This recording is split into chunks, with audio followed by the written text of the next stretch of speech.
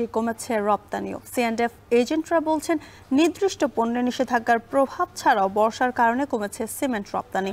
কুমিল্লা স্থলবন্দর থেকে বিস্তারিত জানাতে যুক্ত হচ্ছেন খালেদ সাইফুল্লাহ।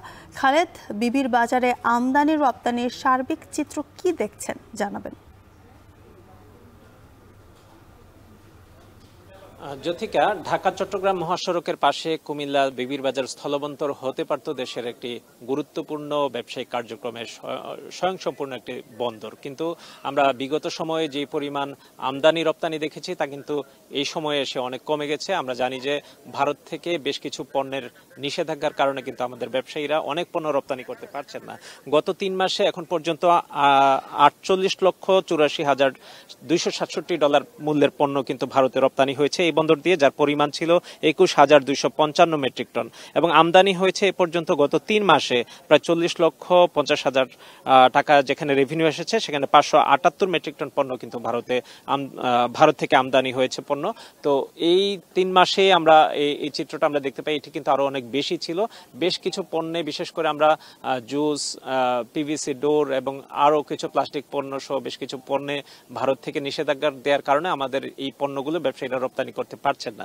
এখানকার সিএন্ডএফ এজেন্ট নেতৃবৃন্দ আমাদেরকে বলছেন যে ভারতে ডলারের রেট ছিল 80 রুপি, সেখান থেকে 82 রুপি, এবং এখন সেটি 90 রুপিতে পৌঁছে গেছে, যার কারণে ওখানকার যারা ব্যবসায়ী রয়েছেন, যারা বাংলাদেশ থেকে পণ্য আমদানি করেন, তারাও কিন্তু অনেকটা নিরুৎসাহিত হচ্ছেন। এবং এই বর্ষার মৌসুমে এখানে সিমেন্টের রপ্তানি কমেছে, যার কারণে কিন্তু বন্দরে আসলে খুব বেশি পণ্য কিন্তু এই সময়ে আসলে যে পরিমাণ টার্গেট থাকে বছরের রপ্তানির সেরকম কিন্তু আসলে হয়নি বলছেন এখানকার ব্যবসায়ীরা।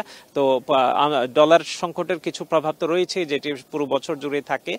তার বাইরে আমরা দেখছি যে এই বন্দরে বেশ কিছু পণ্য, যেমন আদা আমদানি হয়েছে এবং পেঁয়াজ সহ মশলা জাতীয় কিছু পণ্য।